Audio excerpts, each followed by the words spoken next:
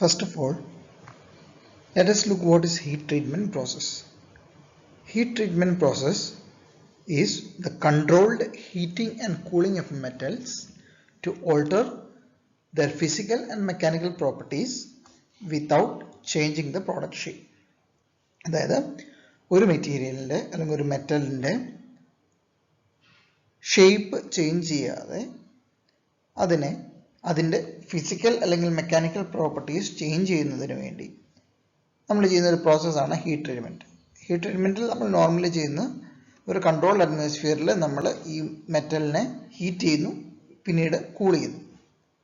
So heat treatment can also be used to alter certain manufacturability objectives such as to improve machining, improve formability, restore ductility after a cold working operation. നമ്മുടെ mechanical and physical properties മാത്രമല്ല, manufacturing പ്രോപ്പർട്ടീസും vary ചെയ്യാൻ normally heat treatment process use ചെയ്യാറുണ്ട്. Machining, അതായത് നമ്മൾ മെഷീനിൽ work ചെയ്യാനുള്ള ability കൂട്ടുക, forming change, shape change ചെയ്യാനുള്ള എബിലിറ്റി കൂട്ടുക, ഡക്ടിലിറ്റി റീസ്റ്റോർ ചെയ്യുക, ഇതൊക്കെയാണ് ജനറലി ഹീറ്റ് ട്രീറ്റ്മെൻറ്റിൻ്റെ പെർപ്പസ് എന്ന് ജനറലി പറയുന്നത്.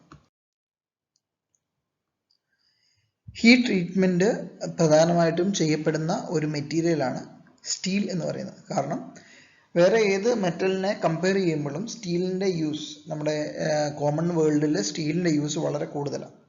അതുകൊണ്ട് തന്നെ ഏറ്റവും കൂടുതൽ ഹീറ്റ് ട്രീറ്റ്മെൻറ്റ് ചെയ്യപ്പെടുന്ന ഒരു മെറ്റീരിയലാണ് സ്റ്റീൽ എന്ന് പറയുന്നത്. പ്രധാനമായിട്ടും സ്റ്റീലിൻ്റെ properties like softening, hardening, material modifications, ഇതൊക്കെ ചെയ്യാൻ വേണ്ടിയാണ് നമ്മൾ heat treatment of steel generally ചെയ്യുന്നത്. What are the objectives of heat treatment process? First one is to improve the mechanical properties like tensile strength, ductility and impact resistance. Second, to increase resistance to wear, heat and corrosion. Third one, to improve surface hardness. Fourth one, to improve machinability. Fifth one, to relieve internal stresses set up in the material during cold working. Sixth one, to refine the grain structure after hot working. Last one, to improve magnetic and electrical properties.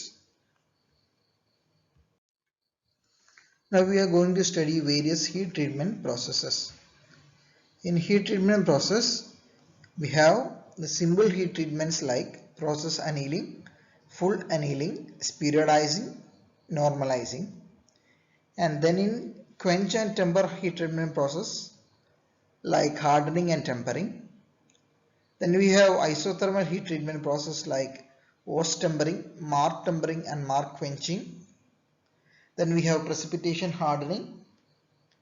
Then we have surface treatments, which are classified into diffusion methods and selective hardening. Where in diffusion methods we have carburizing, cyaniding, nitriding and carbonitriding. And in selective hardening we have flame hardening, induction hardening, laser hardening and selective carburizing. Softening or annealing is done to reduce strength or hardness, remove residual stresses, improve toughness, restore ductility, refine grain size or change the electromagnetic properties of steel. Annealing പ്രോസസ്സിലെ ആദ്യത്തെ process annealing അല്ലെങ്കിൽ stress relief annealing എന്നുള്ളതാണ്. So ഈ annealing process എല്ലാം എടുത്തു കഴിഞ്ഞാൽ അതിൻ്റെ ഒരു ജനറൽ പ്രോസസ്സ് എന്ന് പറഞ്ഞാൽ heating the material and holding at a particular temperature and then cooling to room temperature. ഇതായിരിക്കും അതിൻ്റെ ഒരു ഹീറ്റിംഗ് കൂളിംഗ് സൈക്കിൾ. അതായത് ഒരു ഹീറ്റ് ചെയ്യുക, ഒരു പർട്ടിക്കുലർ ടെമ്പറേച്ചർ ഹോൾഡ് ചെയ്യുക, പിന്നെ നോർമൽ റൂം ടെമ്പറേച്ചറിലേക്ക് റിലീസ് ചെയ്യുക. സോ ഇതായിരിക്കും എല്ലാ മെറ്റീരിയൽസിനെയും അല്ലെങ്കിൽ എല്ലാ ഹീറ്റ് ട്രീറ്റ്മെൻറ്റ് പ്രോസസ്സിൻ്റെയും ഒരു ബേസിക് പ്രോസസ്സ് എന്ന് പറയുന്നത്. സോ അതിനകത്ത് ടെമ്പറേച്ചർ, നമ്മൾ ഹോൾഡ് ചെയ്യുന്ന ടെമ്പറേച്ചർ വ്യത്യാസം ഉണ്ടാവും. അതാണ് ഇതിനകത്ത് പ്രധാനമായിട്ടും ഉണ്ടാകുന്ന വ്യത്യാസം. So process annealing is used to treat work harden parts made out of low carbon steel. Low carbon സ്റ്റീലിനാണ് നമ്മൾ പ്രധാനമായിട്ടും ഈ പ്രോസസ് അനീലിംഗ് എന്ന് പറയുന്ന സാധനം ചെയ്യുന്നത്. കാര്യം ഇത് വർക്ക് ഹാർഡൻ ചെയ്ത് കഴിയുമ്പോൾ നമുക്ക് അതിൻ്റെ പ്രോപ്പർട്ടീസ് ചേഞ്ച് ചെയ്യാൻ വേണ്ടിയാണ് നമ്മൾ ഇതിനെ യൂസ് ചെയ്യുന്നത്. This allows the parts to be soft enough to undergo further cold working without fracturing. Process annealing is done by raising the temperature to just below the lower critical temperature, line A1 on the diagram. നിങ്ങളുടെ iron carbon diagram എടുത്ത് നോക്കി കഴിഞ്ഞാൽ നിങ്ങൾക്ക് അവിടെ A1 എന്ന് പറഞ്ഞൊരു line കാണാം. A1, ACM, A3 എന്നൊക്കെ പറഞ്ഞ ഓരോ ലൈൻസ് കാണാം. സോ അതിനകത്ത് A1 ലൈനിൻ്റെ ജസ്റ്റ് ബിലോ ടെമ്പറേച്ചറിലാണ് നമ്മൾ ഈ പ്രോസസ് അനീലിംഗ് ചെയ്യുന്നത്. That is generally 550 to 650 degree Celsius. ആ ഒരു ടെമ്പറേച്ചർ റേഞ്ചസിലാണ് നമ്മൾ ഈ ഒരു പ്രോസസ് അനീലിംഗ് നമ്മൾ ചെയ്യുന്നത്. നമ്മൾ ഇവിടെ ഫിഗർ കൊടുത്തിട്ടുണ്ട്. അതിൻ്റെ ലെഫ്റ്റ് സൈഡിലെ ഫിഗർ നോക്കി കഴിഞ്ഞാൽ ഒരു ചെറിയൊരു സ്ക്വയർ ബ്ലോക്ക് കൊടുത്തിരിക്കുന്നതാണ്. ആ സ്ക്വയർ ബ്ലോക്ക് റെപ്രസെൻറ്റ് ചെയ്യുന്നത് ഒരു 550 to 650 ഡിഗ്രി സെൽഷ്യസ് ആ ഒരു ടെമ്പറേച്ചർ റേഞ്ചാണ് അത് കാണിക്കുന്നത്. സോ ഒരു അതിൻ്റെ കാർബൺ കണ്ടൻറ്റ് 0.25% ലെസ് ദാൻ ഉള്ള കാർബൺ കണ്ടൻറ്റ് ഉള്ള മെറ്റീരിയൽസിനാണ് നമ്മൾ പ്രോസസ് അനീലിംഗ് ചെയ്യുന്നതെന്ന് പറയുന്നത്. So at this temperature we are holding the material. അതായത് സെക്കൻഡ് ഫിഗർ നോക്കി കഴിഞ്ഞാൽ നമുക്ക് അവിടെ ഒരു ഹീറ്റിംഗ് കൂളിംഗ് സൈക്കിൾ കാണാം. നമ്മളതിനെ ഹീറ്റ് ചെയ്യുന്നു. ഏത് ടെമ്പറേച്ചർ വരെയാണ്? 650, മാക്സിമം 650 ഡിഗ്രി സെൽഷ്യസ് വരെ. ആ ടെമ്പറേച്ചറിൽ നമ്മൾ പർട്ടിക്കുലർ ടൈം അതിനെ ഹോൾഡ് ചെയ്യുന്നു. This is held long enough to allow recrystallization of ferrite phase and then cooled in still air. അതായത് ഫെറൈറ്റ് ഫേസ് റീക്രിസ്റ്റലൈസേഷൻ ചെയ്യുന്നിടം വരെ നമ്മൾ ആ ടെമ്പറേച്ചറിൽ നമ്മൾ അതിനെ ഹോൾഡ് ചെയ്തിട്ട് പിന്നീട് നമ്മൾ അതിനെ സ്ലോലി കൂൾ ചെയ്യുന്നു. ഇതാണ് ജനറലി പ്രോസസ് അനീലിംഗ് എന്നുള്ള ഒരു സ്റ്റെപ്പ്. അടുത്ത ഒരു പ്രോസസ്സ് എന്ന് പറയുന്നത് ഫുൾ അനീലിംഗ് ആണ്. Annealing is reheating steel followed by slow cooling. നമ്മൾ സ്റ്റീലിനെ റീഹീറ്റ് ചെയ്യുന്നു, എന്നിട്ട് സ്ലോ കൂളിംഗ്. ഇവിടെ ടെമ്പറേച്ചർ വ്യത്യാസമുണ്ട്. The steel is heated about 50 to 90 degree Celsius above the upper critical temperature. അതായത് അപ്പർ ക്രിട്ടിക്കൽ ടെമ്പറേച്ചറിന് 50 to 90 ഡിഗ്രി സെൽഷ്യസ് വരെ മുകളിൽ, ആ ലൈനിന് മുകളിലേക്ക് ഒരു 50-90 ഡിഗ്രി സെൽഷ്യസ് വരെ ഉയരത്തിൽ നമ്മൾ ഇതിനെ ഹീറ്റ് ചെയ്തു. And held for a set time and then cooled slowly in furnace. അതും ശ്രദ്ധിക്കണം. മറ്റേത് നമ്മൾ പ്രോസസ് അനീലിംഗ് പഠിച്ചപ്പോൾ നോർമൽ കൂളിംഗ് ആയിരുന്നു. ഇവിടെ ഫർണസിലാണ്. കാരണം നമുക്ക് തന്നെ റെഗുലേറ്റ് ചെയ്യണം. കൂളിങ്ങിനെ റെഗുലേറ്റ് ചെയ്യണമെന്നുണ്ടെങ്കിൽ നമ്മളിപ്പോഴും ഫർണസിൽ വെച്ചിട്ടായിരിക്കും നമ്മൾ കൂൾ ചെയ്യുന്നത്. അപ്പോൾ ഇവിടെ 10 to 20 degree Celsius per hour cooling rate വെച്ചിട്ടാണ് നമ്മളിതിനെ കൂൾ ചെയ്യുന്നത്. സോ ഇതാണ് full annealing process. So the steel is heated about 50 to 90 degrees Celsius above the upper critical temperature, held for a set time and then cooled slowly in furnace 10 to 20 degrees Celsius per hour. It is completed to remove internal stress or to soften or to refine the crystal structure. So ഇതിന് internal stress remove ചെയ്യാനും crystal structure നെ refine ചെയ്യാനാണ് പ്രധാനമായിട്ട് നമ്മൾ full annealing process use ചെയ്യുന്നത്. So ഇവിടെ നമുക്ക് താഴെ ഹീറ്റിംഗ് കൂളിംഗ് സൈക്കിൾ കൊടുത്തിട്ടുണ്ട്. നേരത്തെ പറഞ്ഞ പോലെ ഹീറ്റിംഗ്, ഹോൾഡിംഗ്, കൂളിംഗ്, ഇതാണ് നമുക്ക് ഇതിനകത്ത് വരുന്ന പ്രോസസ്സ്. പക്ഷെ ഇവിടെ നോക്കിക്കഴിഞ്ഞാൽ നമുക്ക് രണ്ട് ഗ്രാഫ് ഈ രണ്ടാമത്തെ ഇതിനകത്ത് കാണാം. ഒന്ന് ഹൈപ്പർ യൂടെക്ടോയിഡ് സ്റ്റീലിൻ്റെയും രണ്ട് ഹൈപ്പോ യൂടെക്ടോയിഡ് സ്റ്റീലിൻ്റെയും. രണ്ട് ശ്രദ്ധിക്കുക, ഒന്ന് ഹൈപ്പർ യൂടെക്ടോയിഡ് സ്റ്റീലും ഒന്ന് ഹൈപ്പോ യൂടെക്ടോയിഡ് സ്റ്റീലുമാണ്. ഈ ഹൈപ്പോ യൂടെക്ടോയിഡ് സ്റ്റീൽ എന്ന് പറഞ്ഞാൽ steel with less than 0.77% carbon content. 0.77% carbon content കുറവുള്ളതിനെയാണ് നമ്മൾ ഹൈപ്പോ യൂടെക്ടോയിഡ് സ്റ്റീൽ എന്ന് പറയുന്നത്. ഹൈപ്പർ യൂടെക്ടോയിഡ് സ്റ്റീൽ എന്ന് പറഞ്ഞാൽ 0.77% കാർബണിന് മുകളിലുള്ള സ്റ്റീൽ വിത്ത് ഗ്രേറ്റർ ദാൻ 0.77% കാർബൺ, അതിനെയാണ് നമ്മൾ ഹൈപ്പർ യൂടെക്ടോയിഡ് സ്റ്റീൽ എന്ന് പറയുന്നത്. ഈ രണ്ടെണ്ണത്തിനെയും നമ്മളെ ഹോൾഡിംഗ് ടെമ്പറേച്ചറിനകത്ത് വ്യത്യാസമുണ്ട്. ഇവിടെ ഹൈപ്പോ യൂടെക്ടോയിഡ് സ്റ്റീൽ നോക്കിക്കഴിഞ്ഞാൽ അത് A3 ലൈനിന് മുകളിലാണ്. അതായത് A3 ലൈനിന് 50 to 90 ഡിഗ്രി സെൽഷ്യസ് വരെ ഉയരത്തിലാണ് നമ്മൾ അതിനെ ഹോൾഡ് ചെയ്യുന്നത്. പക്ഷേ ഹൈപ്പർ യൂടെക്ടോയിഡ് സ്റ്റീലിനെ നോക്കി കഴിഞ്ഞാൽ A1 ലൈനിൻ്റെ 50 to 90 ഡിഗ്രി സെൽഷ്യസ് വരെ ഉയരത്തിലാണ് നമ്മൾ അതിനെ ഹോൾഡ് ചെയ്യുന്നത്. സോ അത് ഈ രണ്ട് സ്റ്റീലിലും നമ്മുടെ ഈ ഹോൾഡിംഗ് ടെമ്പറേച്ചറിനകത്തുള്ള വ്യത്യാസമാണ് ഈ ഫുൾ അനീലിംഗ് ചെയ്യുമ്പോൾ പ്രധാനമായിട്ടും കാണുന്നത്. ആ പർട്ടിക്കുലർ ടെമ്പറേച്ചറിൽ നമ്മൾ അതിനെ ഹോൾഡ് ചെയ്ത് കഴിയുമ്പം എന്താ സംഭവിക്കുന്നത്?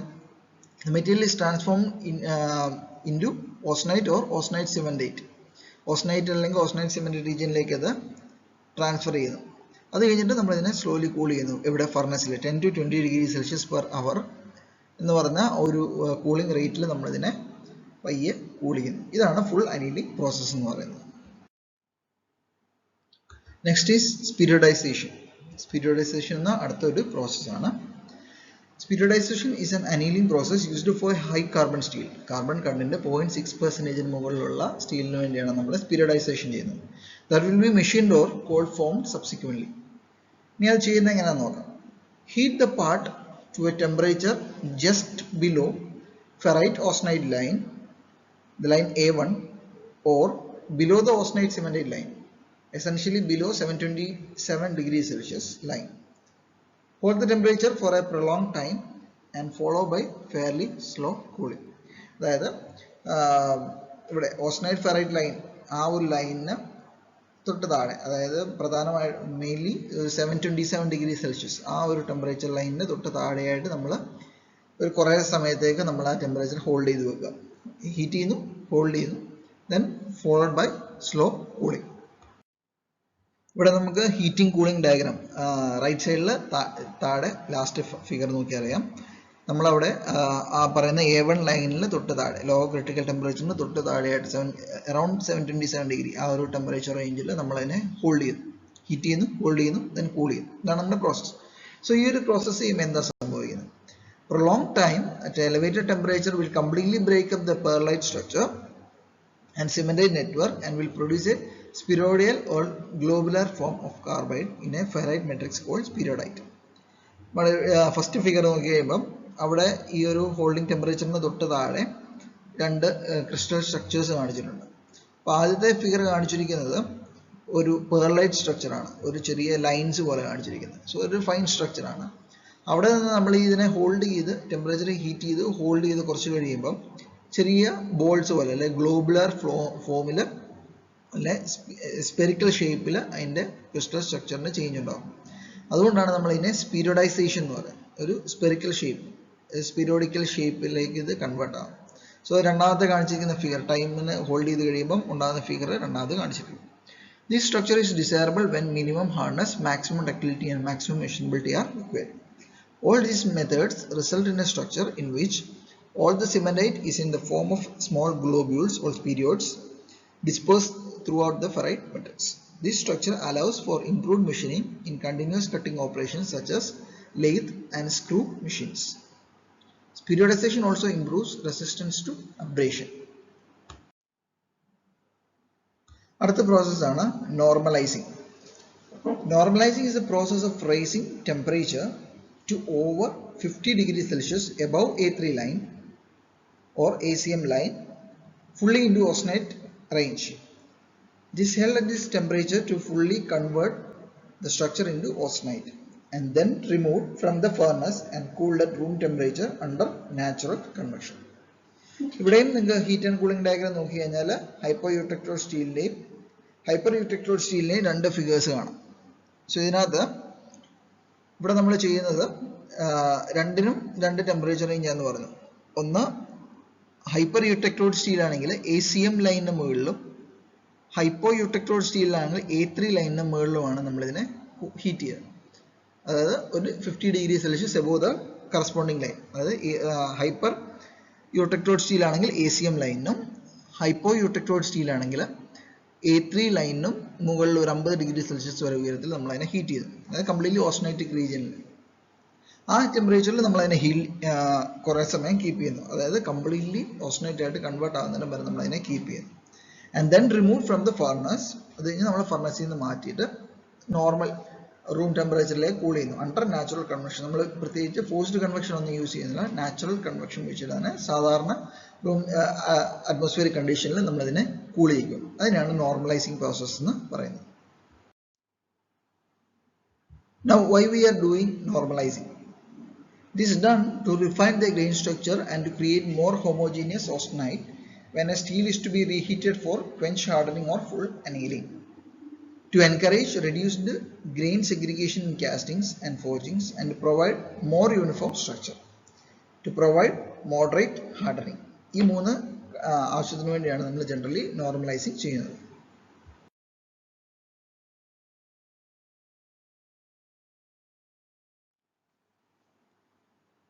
അടുത്തത് നമുക്കുള്ളത് ക്വെഞ്ച് ആൻഡ് ടെമ്പർ ട്രീറ്റ്മെന്റ്സ് ആണ്. നമ്മൾ ഇത്ര നേരം അനീലിംഗ് പ്രോസസ്സാണ് പഠിച്ചിരുന്നത്. അനീലിംഗ് പ്രോസസ്സിനകത്ത് നമ്മൾ എന്താ പറഞ്ഞത്? Heating, holding at A temperature and then slow cooling. അതായത് ഹീറ്റ് ചെയ്യുന്നു, ഹോൾഡ് ചെയ്യുന്നു, പയ്യെ കൂൾ ചെയ്യുന്നു. ഇവിടെ നമ്മൾ പഠിക്കുന്നത് ക്വെഞ്ചിങ് ആൻഡ് ടെമ്പർ ട്രീറ്റ്മെന്റ്സ് ആണ്. സോ ഇവിടെ ക്വെഞ്ചിങ് എന്ന് പറഞ്ഞാൽ എന്താ? ക്വെഞ്ചിങ് എന്ന് പറഞ്ഞാൽ ജനറലി പറയുന്നത് നമ്മൾ റാപ്പിഡ് കൂളിംഗ് ആണ്, വളരെ പെട്ടെന്ന് കൂൾ ചെയ്യുക. അതായത് ഇപ്പം നമ്മളൊരു പാത്രം ചൂടാക്കിയിട്ട് അവിടെ നമ്മുടെ സൈഡിലേക്ക് മാറ്റി വെച്ചു. അത് നാച്ചുറലി അല്ലെങ്കിൽ നോർമൽ കൂളിങ്ങിൽ പയ്യെ അത് കൂളാവും.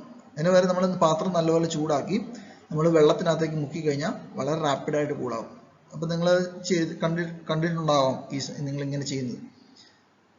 അപ്പം ഈ സെയിം പ്രോസസ്സാണ് ഇവിടെ ക്വെഞ്ചിങ് പ്രോസസ്സ് എന്ന് പറഞ്ഞാൽ നമ്മൾ റാപ്പിഡ് കൂളിംഗ് ആണ് ചെയ്യുന്നത്. സോ അതിനകത്ത് നമ്മൾ രണ്ട് പ്രോസസ്സ് പഠിക്കുന്നുണ്ട്, ഹാർഡനിങ്ങും ടെമ്പറിങ്ങും. So hardening of steel is done to increase the strength and wear properties. സ്ട്രെങ്തും വെയർ പ്രോപ്പർട്ടീസും ഇൻക്രീസ് ചെയ്യാൻ വേണ്ടിയാണ് ഹാർഡനിങ് ചെയ്യുന്നത്. Hardening involves heating a steel to its normalising temperature and cooling or quenching rapidly in a suitable fluid. ഇവിടെ നമ്മൾ use ചെയ്യുന്ന fluid oil, water അല്ലെങ്കിൽ air ഒക്കെ നമ്മൾ ക്വെഞ്ചിങ് ഫ്ലൂയിഡ് ആയിട്ട് നമ്മൾ യൂസ് ചെയ്യുന്നു. If the steel is cooled quickly by immersing it in oil or water, the carbon atoms are trapped and the result is a very hard and brittle steel. So ഇങ്ങനെ cool ചെയ്യുമ്പം എന്താ സംഭവിക്കുന്നത്? ഇവിടെ crystal സ്ട്രക്ചറിനകത്ത് ഒരു change ഉണ്ടാകുന്നു. Steel crystal structure is now a body centred tetragonal BCT structure ആയിട്ട് convert ചെയ്യുന്നു. അല്ലെങ്കിൽ മാർട്ടൻസൈറ്റ്, നമ്മൾ നേരത്തെ TTT ഡയഗ്രം ഒക്കെ പഠിച്ചോ, മാർട്ടൻസൈറ്റ് പഠിച്ചു. മാർട്ടൻസൈറ്റ് ആയിട്ട് കൺവേർട്ട് ആവും ഇതിനകത്ത് ക്രിസ്റ്റൽ സ്ട്രക്ചർ. അതാണ് ഇതിനകത്ത് ഫിസിക്കലി ചേഞ്ച് ഉണ്ടാകുന്നത്. Let's look what are the main quenching mediums. നമ്മൾ ക്വെഞ്ച് ചെയ്യാനുള്ള മീഡിയംസ് അല്ലെങ്കിൽ ഫ്ലൂയിഡ്സ് ഏതൊക്കെയാണെന്ന് നോക്കാം. ഒന്ന് ബ്രൈൻ എന്ന് പറഞ്ഞാൽ സോൾട്ട് സൊല്യൂഷനും കൂടെ ചേർന്ന വാട്ടറാണ്. Then water, oil, special liquids and air. ഇതാണ് പ്രധാനമായിട്ടും ക്വെഞ്ചിങ്ങിന് വേണ്ടി യൂസ് ചെയ്യുന്ന mediums. So tempering is a process done subsequent to quench hardening. നമ്മൾ തൊട്ട് മുമ്പ് quench hardening എന്താണെന്ന് പഠിച്ചു. സോ quench hardening ചെയ്യുന്ന മെറ്റീരിയൽസിന് ഒരു പ്രശ്നമുണ്ട്. അതായത് നമ്മൾ ലാസ്റ്റ് എന്താ പഠിച്ചത്? അതിൻ്റെ പ്രോപ്പർട്ടി നമ്മൾ പഠിച്ചു. They are often to brittle material ആയിട്ടാണ് നമുക്ക് ഇതിനെ കിട്ടുന്നത്. അതിൻ്റെ റീസൺ എന്താ? ഇവിടെ ഫോം ചെയ്യുന്നത് മാർട്ടൻസൈറ്റ് ആണ്. കൂടുതലും മാർട്ടൻസൈറ്റ് ഫോർമേഷൻ ആണ് ഇവിടെ സംഭവിക്കുന്നത്. സോ ഈ ഒരു ടു മച്ച് ബ്രിട്ടിൽനെസ് അവോയ്ഡ് ചെയ്യാൻ വേണ്ടിയാണ് നമ്മൾ ടെമ്പറിങ് ചെയ്യുന്നത്. സോ നോർമലി ക്വെഞ്ച് ഹാർഡനിങ് ചെയ്ത് കഴിയുന്ന മെറ്റീരിയൽസിനാണ് നമ്മൾ ടെമ്പറിങ് ചെയ്യുന്നത്. So tempering results in A desired combination of hardness, ductility, toughness, strength and structural stability. ഇതിൻ്റെ ഒരു സ്ട്രക്ചറൽ കോമ്പിനേഷൻ കിട്ടാനാണ് നമുക്ക് ടെമ്പറിങ് ചെയ്യുന്നത്. So tempering process involves reheating the hardened steel to temperature below the lower critical temperature followed by slow cooling. So ഇത് tempering പ്രോസസ്സാണ്. അപ്പം നമ്മൾ quench harden ചെയ്ത മെറ്റീരിയലിനെ നമ്മൾ വീണ്ടും ഹീറ്റ് ചെയ്തിട്ട് സ്ലോ കൂളിംഗ് ചെയ്യുക. അതാണ് ടെമ്പറിങ് പ്രോസസ്സ് എന്ന് പറയുന്നത്. അപ്പം നമുക്കിവിടെ ടെമ്പറിങ് പ്രോസസ്സ് ചെയ്യുമ്പം പ്രധാനമായിട്ടും ഡിഫറെൻറ്റ് ടെമ്പറേച്ചർ റേഞ്ച്, നമ്മൾ ഹോൾഡ് ചെയ്യുന്ന ടെമ്പറേച്ചർ അനുസരിച്ചാണ് നമ്മുടെ മെറ്റീരിയൽ പ്രോപ്പർട്ടീസിന് ചേഞ്ച് വരും. So the temperature varies from 150 to 680 degree Celsius. 150 തൊട്ട് 680 ഡിഗ്രി സെൽഷ്യസ് വരെയാണ് ഇത് ടെമ്പറേച്ചർ വേരി ചെയ്യുന്നത്. സോ ഇതിനകത്ത് തന്നെ നമ്മൾ 3 കാറ്റഗറി ആക്കിയിട്ടുണ്ട്. 150 to 250 degree Celsius, 300 to 450 degree Celsius and above 450, അതായത് 450 to 680 ഡിഗ്രി സെൽഷ്യസ്. ഈ 3 ടെമ്പറേച്ചർ റേഞ്ചസിലും നമുക്ക് മെറ്റീരിയൽ പ്രോപ്പർട്ടീസിന് 3 ചേഞ്ചസ് ആകുന്നത്. സോ അങ്ങനെ നമുക്ക് ലോ ടെമ്പറേച്ചർ, അതായത് 150 to 250 സംഭവിക്കുമ്പോൾ എന്താണെന്ന് നോക്കാം. The internal stress are removed, toughness and ductility R increased. ഇത് രണ്ടാണ് പ്രധാനമായിട്ട് ചെയ്യുന്നത്. ഇന്റേണൽ സ്ട്രെസ് റിമൂവ് ചെയ്യുന്നു, ടഫ്നെസ്സും ഡക്റ്റിലിറ്റിയും കൂട്ടുന്നു. ഇത് പ്രധാനമായിട്ട് ചെയ്യുന്നത് ഫോർ കട്ടിംഗ് ടൂൾസ്. കട്ടിംഗ് ടൂൾസിനാണ് പ്രധാനമായിട്ട് ഇത് ചെയ്യുന്നത്. Made of tool steels and low alloy steels. If the temperature is between 300 and 450 degree Celsius, the resulting microstructure എന്ന് പറയുന്നത് is a combination of martensite plus fine pearlite structure. മാർട്ടൻസൈറ്റും fine പെർലൈറ്റും കൂടെ mix ചെയ്യുന്ന ഒരു സ്ട്രക്ചറാണ് നമുക്ക് അവിടെ കിട്ടുന്നത്. ആ ഒരു സ്ട്രക്ചറിന് പിന്നെ ട്രൂ സ്റ്റേറ്റ് എന്ന് പറയും. So the decrease hardness and strength and with increase in ductility. അതാണ് അതിൻ്റെ ഒരു പ്രധാന property. They decrease the hardness and strength with increase in ductility. നമുക്ക് എന്താണ് ആവശ്യം അതനുസരിച്ചാണ് നമുക്ക് വ്യത്യാസം വരുന്നത്. So they are mainly done for springs, axles, hammers and chisels. And if the temperature is above 450 degree Celsius, the martensite transform to sorbite. Sorbite എന്ന് പറഞ്ഞാൽ മറ്റൊരു കോമ്പൗണ്ട് ആയിട്ട് ഇത് ട്രാൻസ്ഫോം ആകും. It has high ductility with adequate hardness and strength. High ductility ആണ്, നമുക്ക് വേണ്ട ഹാർഡ്നെസ്സും സ്ട്രെങ്തും അവിടെ ലഭിക്കുന്നത്. അബവ് 450 ആണെങ്കിൽ.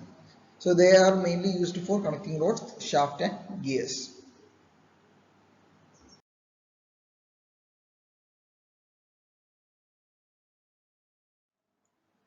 Next we have the isothermal heat treatment process.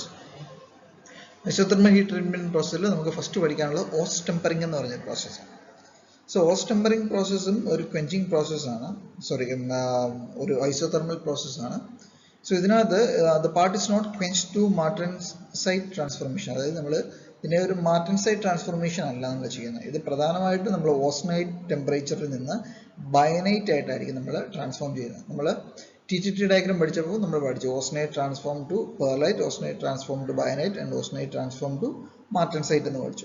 So here austenite is transformed into bainite. Okay. Instead, the material is quenched above the temperature when the martensite form. That is, martensite form ചെയ്യുന്ന ടെമ്പറേച്ചറിന് തൊട്ട് മുകളിലായിട്ടായിരിക്കും നമ്മൾ ഇതിനെ ഒരു isothermal transformation processിലൂടെ bainite ആയിട്ട് convert ചെയ്യുന്നത്. It is held at this temperature till the entire part reaches this temperature. As the part is held longer at this temperature, the austenite transforms to bainite. Bainite is tough enough so that further tempering is not necessary and tendency to crack is severely reduced. ഇതാണ് അതിന്റെ ഒരു processing നടക്കുന്നത്. So എന്താണ് ഓസ്റ്റ് tempering എന്ന് നമുക്ക് നോക്കാം. So അല്ലെങ്കിൽ ഓസ്റ്റ് tempering എങ്ങനെയാണ് നടക്കുന്നത് നമുക്ക് നോക്കാം. നമുക്കിവിടെ നോക്കിയാൽ TTT ഡയഗ്രാം പ്ലോട്ട് ചെയ്തിട്ടുണ്ട്. TTT ഡയഗ്രത്തിനകത്ത് നമ്മൾ ആദ്യം ചെയ്യുന്നത് steel is heated to austenite temperature, അതായത് അപ്പർ ക്രിട്ടിക്കൽ ടെമ്പറേച്ചറിലേക്ക് നമ്മൾ അതിനെ ഹീറ്റ് ചെയ്യുന്നു. It is then quenched into the molten salt bath maintained at constant temperature within lower side of bainitic range, that is 200 to 400 degrees Celsius. അപ്പോൾ നമുക്കിവിടെ figure കാണുമ്പോൾ left സൈഡിലെ figure നോക്കി കഴിഞ്ഞാൽ ഇവിടെ ഒരു ഡാർക്ക് ഷെയ്ഡ് കാണിക്കുക, കോർ സർഫസ് എന്നൊക്കെ പറഞ്ഞത്. അത് ഓസ്റ്റനൈറ്റിൽ നിന്ന് നമ്മൾ താഴേക്ക് ഡ്രോപ്പ് ചെയ്ത് 200 400 ഇടയ്ക്ക് നമ്മൾ അതിനെ ഒരു ഐസോതെർമൽ ട്രാൻസ്ഫോർമേഷൻ പ്രോസസ്സ് നടത്തുക. ഇവിടെ ഹീറ്റിംഗ് ആൻഡ് കൂളിംഗ് നോക്കി കഴിഞ്ഞാൽ നമ്മൾ അതിനെ ആദ്യം ഹീറ്റ് ചെയ്യുന്നു എബോവ് A1 ലൈൻ, ദെൻ നമ്മൾ അതിനെ പെട്ടെന്ന് ഡ്രോപ്പ് ഡൗൺ ചെയ്യുന്നു, എന്നിട്ട് മാർട്ടൻസൈറ്റ് ആകുന്ന ടെമ്പറേച്ചറിന് തൊട്ട് മുകളിലായിട്ട് നമ്മൾ അതിനെ ഹോൾഡ് ചെയ്യുന്നു. After holding the steel in this temperature for sufficiently long time, it is then cooled in air. When the component is kept in bainitic transformation range for sufficient time, the austenite gets transformed completely into lower bainite or acicular bainite. The transformation product has better mechanical properties than tempered martensite, and hence ost-tempered components rarely need tempering. ഇതാണ് നമുക്ക് tempering process. നമ്മൾ ഓസ്റ്റ് tempering process, നമ്മൾ ഓസ്റ്റനൈറ്റ് ടെമ്പറേച്ചറിലേക്ക് നമ്മൾ അതിനെ heat ചെയ്യുന്നു.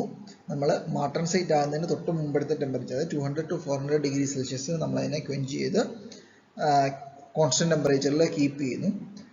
അവിടെ keep ചെയ്ത് കഴിയുമ്പം austenite is transformed complete to acicular bainite ആയിട്ട് കൺവേർട്ട് ചെയ്യുന്നു, then slowly cool. സോ ഇതാണ്. സോ ഇങ്ങനെ ചെയ്യുമ്പോൾ നമുക്ക് പിന്നീട് ഒരു ടെമ്പറിങ്ങിന്റെ ആവശ്യമില്ല, നമുക്ക് സഫീഷ്യന്റ് പ്രോപ്പർട്ടീസ് അപ്പോൾ തന്നെ നമുക്ക് ലഭിക്കും. The two important parameters which control the process are the cooling rate for first quench and holding time in quenching bath.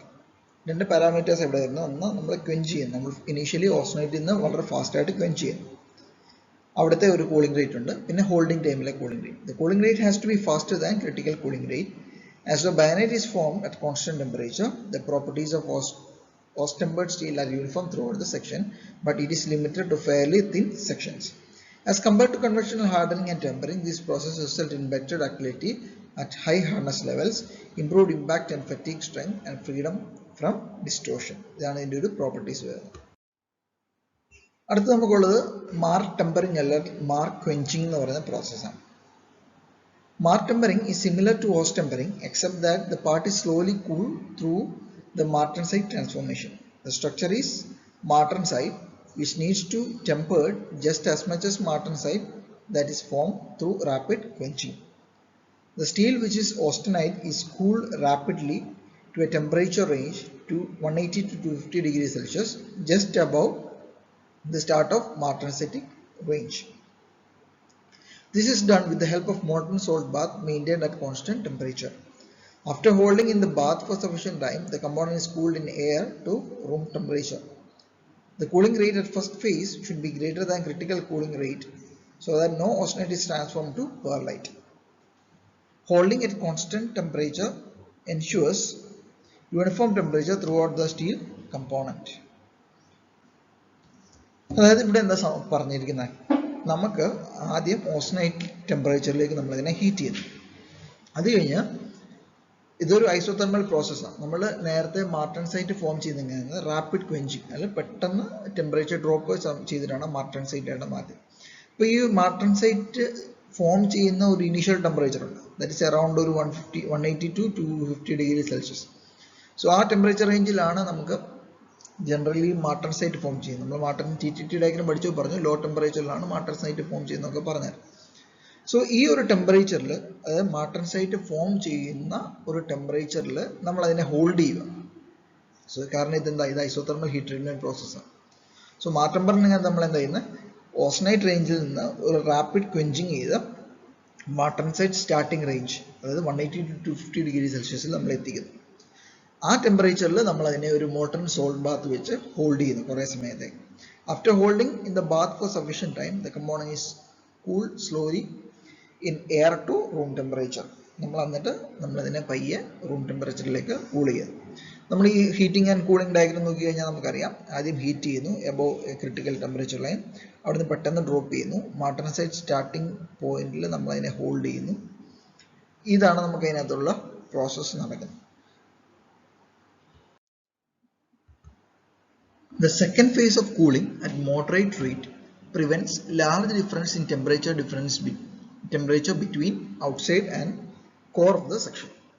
അതായത് നമ്മൾ ഇവിടെ രണ്ട് കൂളിംഗ് റേറ്റിലാണ് പോലെ രണ്ട് ഫേസ് ഓഫ് കൂളിംഗ് നടക്കുന്നുണ്ട്. ആദ്യം ഒരു ക്വെഞ്ചിങ് നടക്കുന്ന ഒരു കൂളിംഗ്, ദെൻ നമ്മളൊരു ഐസോതെർമൽ കൂളിംഗ്.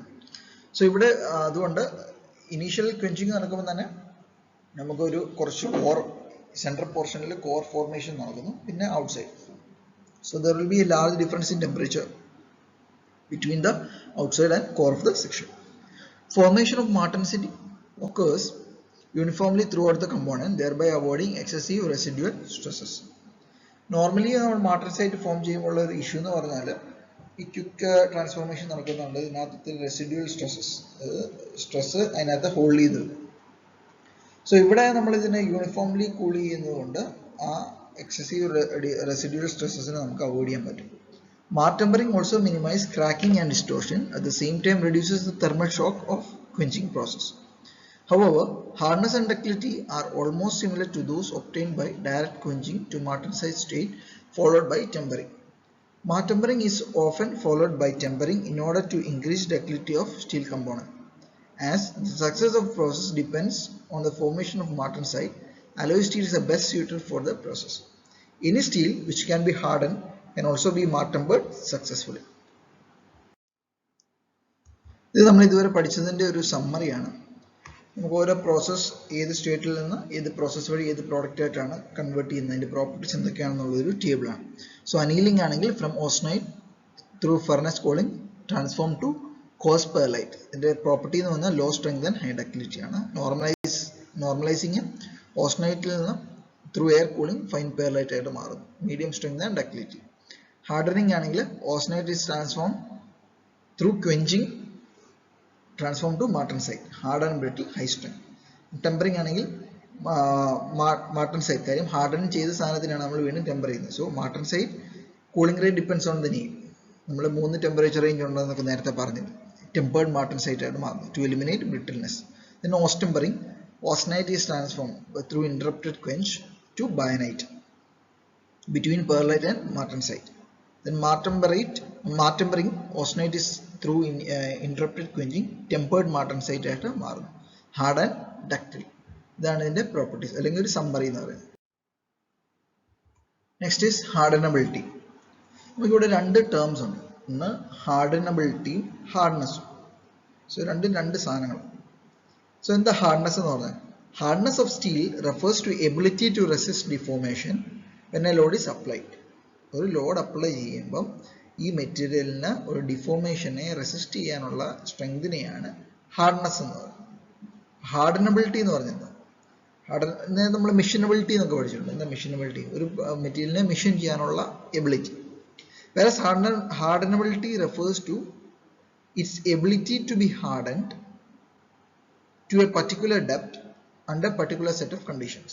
നമുക്ക് മെറ്റീരിയൽസിനെ ഹാർഡൻ ചെയ്യുന്ന പ്രോസസ്സ് പഠിച്ചു. നമ്മൾ നോർമൽ മെറ്റീരിയൽസിനെ ഹാർഡൻ ചെയ്ത് ഉപയോഗിക്കാം. അങ്ങനെ മെറ്റീരിയലിനെ ഹാർഡൻ ചെയ്യാൻ ആ മെറ്റീരിയലിനുള്ള കഴിവിനെയാണ് നമ്മൾ ഹാർഡനബിലിറ്റി എന്ന് പറയുന്നത്. സോ നമുക്ക് ഈ ഹാർഡനബിലിറ്റി മെഷർ ചെയ്യാൻ നമ്മളൊരു ടെസ്റ്റ് യൂസ് ചെയ്യും. അതിനാണ് ജെർമനി ആൻഡ് ക്വെഞ്ച് ടെസ്റ്റ് എന്ന് പറയുന്നത്.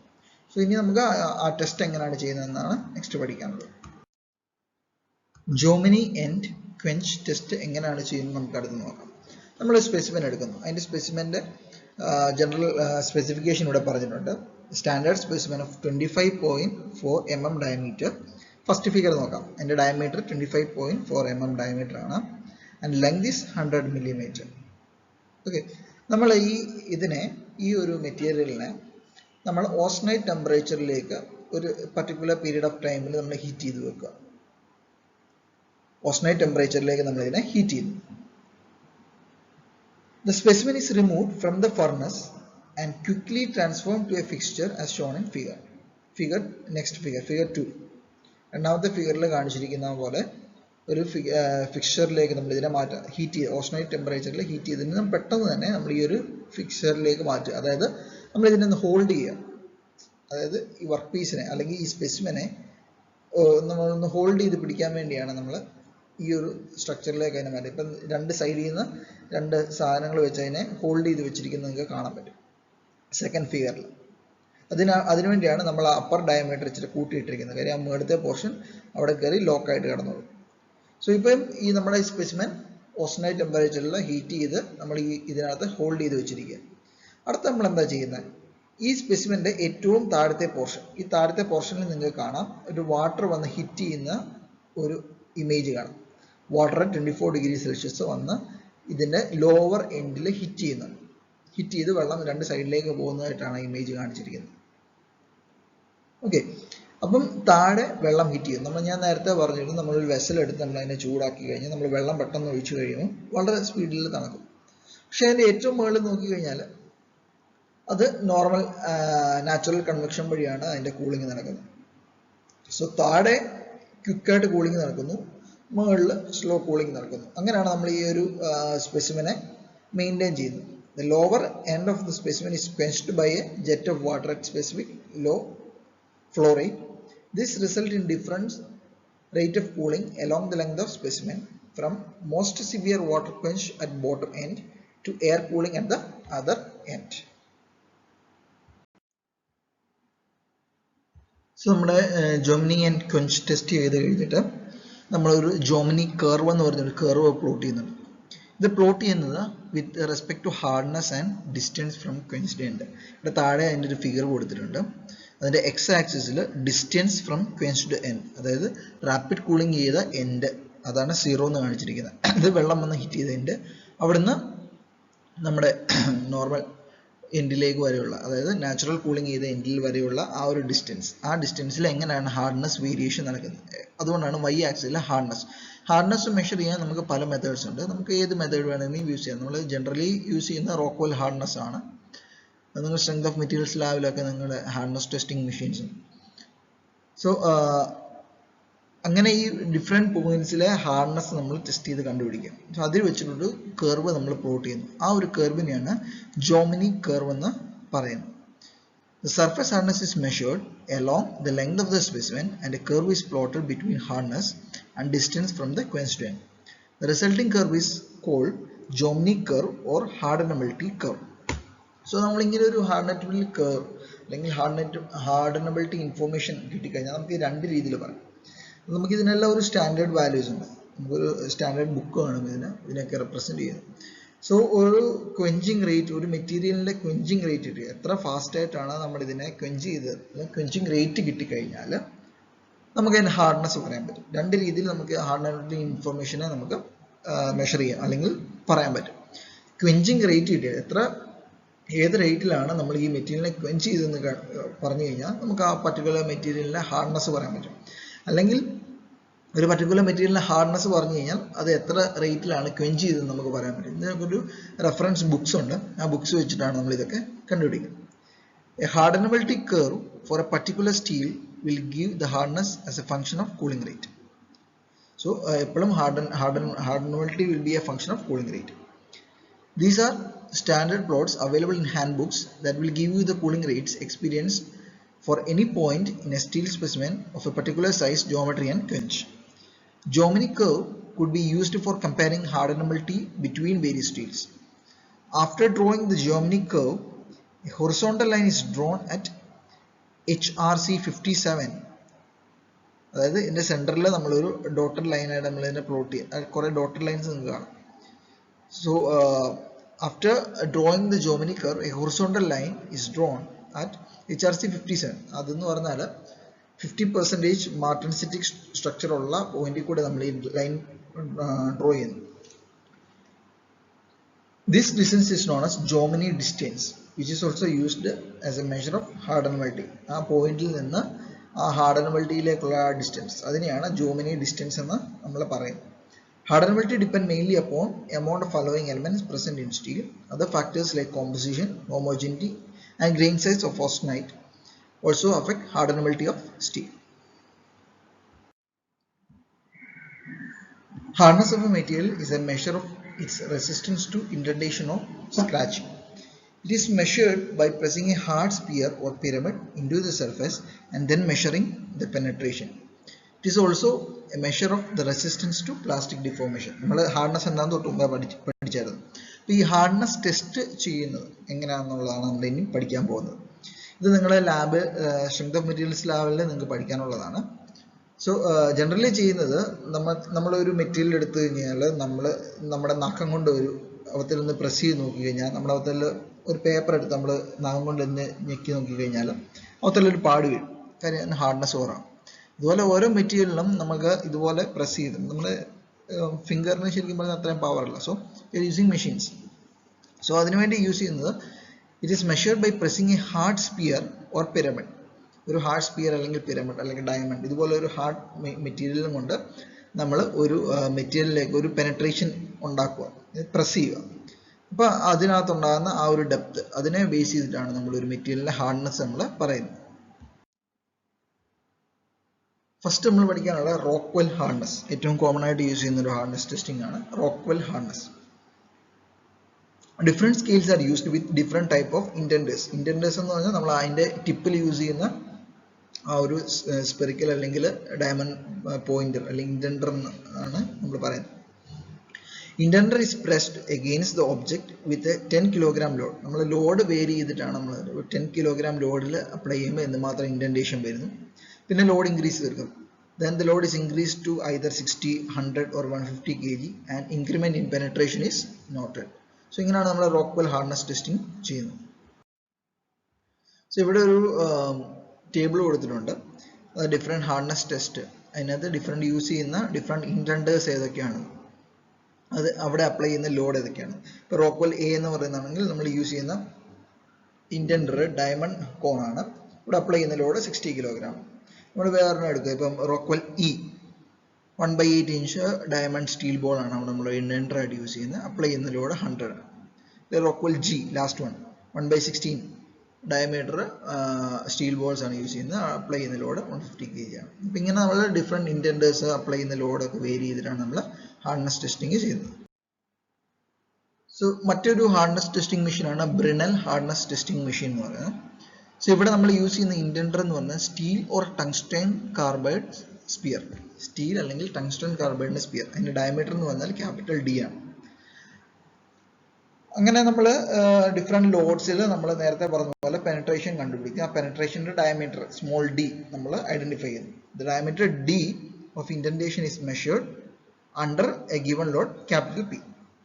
അതിൽ നിന്നാണ് നമ്മൾ ഹാർഡ്നെസ് നമ്പർ. ഇപ്പം നമ്മൾ റോക്ക്വെൽ ഹാർഡ്നെസ് ടെസ്റ്റിംഗ് മെഷീനിലാണ് നമ്മൾ കണ്ടുപിടിക്കുന്നതെങ്കിൽ നമ്മൾ അതിന്റെ ഹാർഡ്നെസ് നമ്പറിനെ റോക്ക്വെൽ ഹാർഡ്നെസ് നമ്പർ എന്ന് പറയും. ബ്രിണലിലാണ് നമ്മൾ ബ്രിഡൽ ഹാർഡ്നെസ് നമ്പർ എന്ന് പറയും. സോ ഇവിടെ നമുക്ക് ബ്രിണലിലാണ് നമ്മൾ ചെയ്തത്. So Brinell hardness number BH is equal to capital D എന്ന് പറഞ്ഞാൽ നമ്മുടെ ഇൻഡൻറ്ററിന്റെ ഡയമീറ്റർ ആണ്, into 2p divide by pi D into D minus root of D square minus small D whole square. ഇങ്ങനെ ഈ ഒരു ഇക്വേഷൻ വെച്ചിട്ടാണ് നമുക്ക് കറസ്പോണ്ടിങ് ഹാർഡ്നെസ് കണ്ടുപിടിക്കുന്നത്. മറ്റൊരു ഹാർഡ്നെസ് ടെസ്റ്റിംഗ് മെഷീനാണ് വിക്കേഴ്സ് ഹാർഡ്നെസ് ടെസ്റ്റിംഗ് മെഷീൻ. ഇവിടെ യൂസ് ചെയ്യുന്ന ഇൻഡൻറ്റർ എന്ന് പറയുന്നത് പിരമിഡ് ഷേപ്പ് ഇൻഡൻറ്റർ ആണ്. ഒരു പിരമിഡ് ഷേപ്പിലുള്ള ഇൻഡൻറ്റർ. The method used is the average diagonal D. കാര്യം ഇവിടെ pyramid യൂസ് ചെയ്യുന്ന diagonal D ആണ് നമുക്ക് ഇവിടെ കിട്ടുന്നത്. Average diagonal D of indentation is measured. Hardness is calculated using the formula HV. കാര്യം HV എന്ന് ഇവിടെ എഴുതുന്നില്ല, Vickers hardness number ആണ്. So HV is equal to 1.854 capital B. Capital P എന്ന് പറഞ്ഞാൽ നമ്മൾ അപ്ലൈ ചെയ്യുന്ന ലോഡ് ആണ്, divide by D square. D എന്ന് പറഞ്ഞാൽ ആവറേജ് ഡയഗണൽ ആണ്, നമുക്ക് കിട്ടിയ ഇൻഡന്റേഷന്റെ ആവറേജ് ഡയഗണൽ. മറ്റൊരു മെഷറിംഗ് ടെസ്റ്റിംഗ് മെത്തേഡ് ആണ് Knoop hardness testing machine. So ഇവിടെ യൂസ് ചെയ്യുന്ന indenter pyramid shape diamond indenter which forms long and short diagonals. അതിൻ്റെ ഇൻഡന്ററിന്റെ ഷേപ്പ് അങ്ങനെയാണ്, ഒരു long and short diagonals form ചെയ്യുന്ന രീതിയിലാണ് നമ്മൾ അതിന്റെ ഷേപ്പ് ഉള്ളത്. This enables the hardness measurement of narrow objects and thin sections. The hardness is calculated as HK. K എന്ന് പറഞ്ഞാൽ noob hardness testing number is equal to 1.42T divided by capital L whole square, where capital L is the large diagonal length. The applied load is small, less than 500 gram for noob hardness measurement.